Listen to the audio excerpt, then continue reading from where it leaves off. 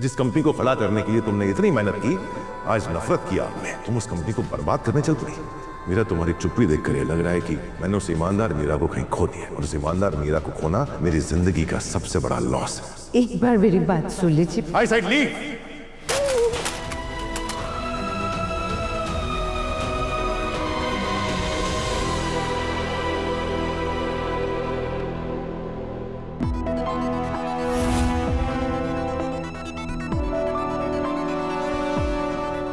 Meera madam, मुझे पता है कि आप नाराज हैं, पर गलती भी आपसे हुई है। आपको सिर्फ मेरी गलती दिखी, ये सब मैंने क्यों किया आपको वो नहीं दिखा। आपने देखा सर ने कैसे बोला कि मैं इस मीरा को जानता ही नहीं हूँ। ये सब मैंने क्यों किया? उस अन्नू की वजह से किया मैंने ये सब। उसने एक झटके में आके ना मेरी इतने सालों की मेहनत, मेरी डेडिकेशन सब पे पानी फेर दिया। झंडे कितनी कोशिश करी आपने, मैंने कुछ कर पाया उसका? नहीं, मेरे पास कोई ऑप्शन नहीं था। झंडे मैडम, मैं समझ सकता हूँ, पर सर को कैसे समझाएं? वो कुछ समझने के लिए तैयार हो तब ना। आपने देखा वो किस तरह से मुझसे नाराज थे। उनको देखकर तो ऐसा लग रहा था जैसे वो मुझसे कभी बात ही नहीं करेगी। मुझे तो ऐसा लग रहा है ना कि सर कभी मेरी शक्ल ही नहीं देखना चाहते, और ये मुझसे बर्दाश्त नहीं होगा। अंदर जाइए।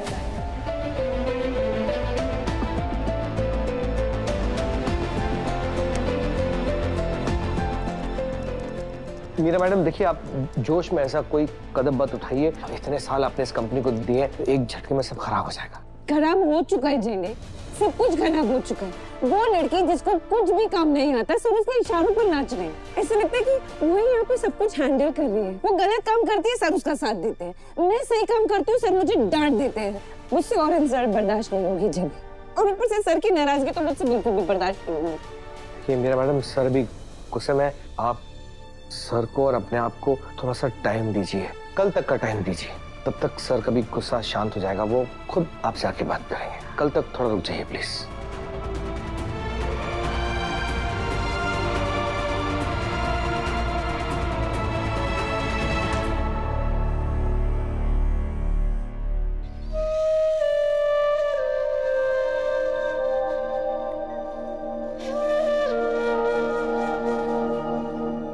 अनु, अब वो वक्त आ गया है कि इन फूलों की तरह हमारे रिश्ते में भी फूल खिले। वक्त आ गया है कि मैं तुम्हें अपने दिल की बात बताऊं। बस अनु, मैं तुम्हें और इंतजार नहीं कर पाऊंगा।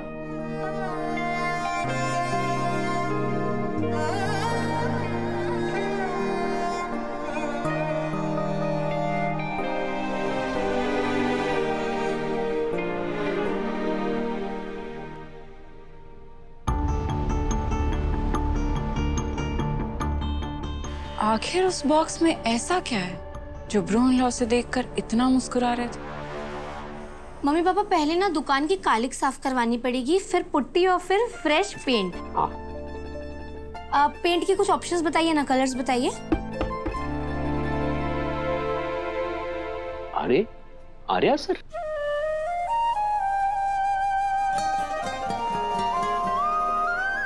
आर्या सर आइए ना। नमस्ते गोपाल जी, माफ कीजिएगा मैं ऐसे बिना बताया गया, लेकिन मुझे आप लोगों से एक बहुत जरूरी बात करनी थी। गोपाल जी, अनु के साथ ऑफिस में जो कुछ हुआ उसके लिए मैं शर्मिंदा। सर आप ये क्या? गोपाल जी, मुझे कहने दीजिए। अनु पर ऑफिस में रिश्वत लेने का झूठा इल्जाम लगा, लेकिन सच बात तो यह है कि एक आदमी ने आपके घर में पैसे रख दिए थे, और फिर वही पैसे बाद में मिस्टर भारद्वाज और पबा मैडम को मिले। अरे क्या कर रहे हैं? कुछ भी नहीं है हमारे घर में। तो फिर ये पैकेट किस चीज का है? ये सब क्या है? पर आपको ये सब कैसे पता? आपके घर के बाहर लगे सीसीटीवी से। ये देखिए।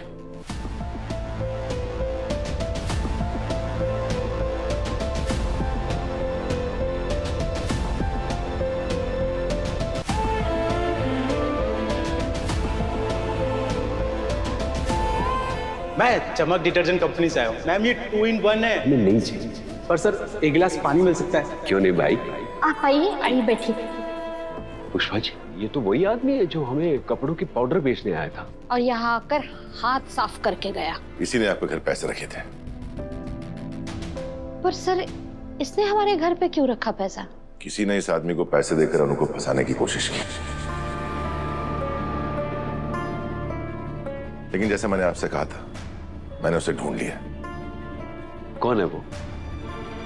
हाँ, मैंने मैडम के कहने पे अनु मैम के घर पे पैसे रखे थे। ये झूठ बोल रहे थे। काश से झूठ हो तो मीरा।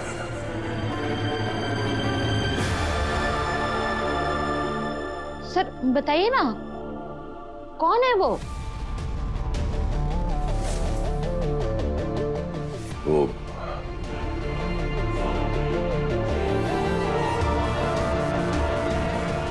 वो हमारे ऑफिस का एम्प्लॉय है। पर वो ऐसे क्यों करेगा? शायद उसे अनु का ऑफिस आना पसंद नहीं था। उसने अनु को बदनाम करके ऑफिस से निकालने की कोशिश की। जो कुछ हुआ उसके लिए मैं आपसे माफी मांगता हूं। सर, आप क्यों बार बार माफी मांग रहे हैं? ताकि मेरे दिल का बोझ हल्का हो सके। गोपाल जी, इसके अलावा मैं आपसे एक और चीज मांगना है। क्या? अनु को ऑफिस आने की इजाजत। मैं चाहता हूं कि अनु फिर से हमारा ऑफिस ज्वाइन कर ले।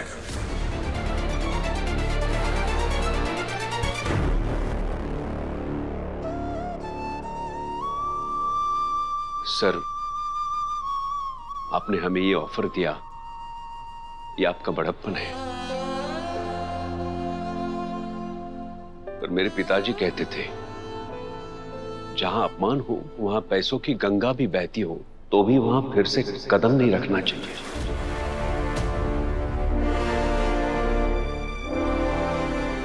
मेरी अनु भी फिर से उस ऑफिस में नहीं जाएगी जहां उसका अपमान हुआ हो, जहां के लोग उसके खिलाफ सोचते हो, साजिश करते हो। गोपाल जी, देखिए सर, माफ कीजिए, आप मुझे लाख समझाने की कोशिश कर लो, पर मेरी ना को आप हाँ में नहीं बदल सकते।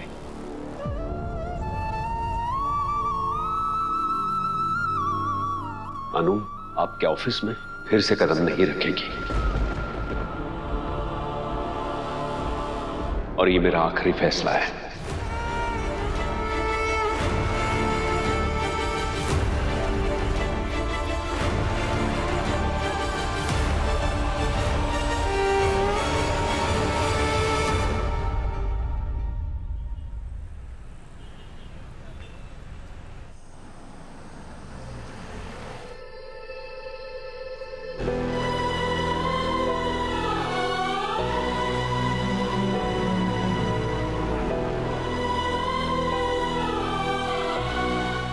अनु आपके ऑफिस में फिर से कदम नहीं रखेगी, और ये मेरा आखिरी फैसला है।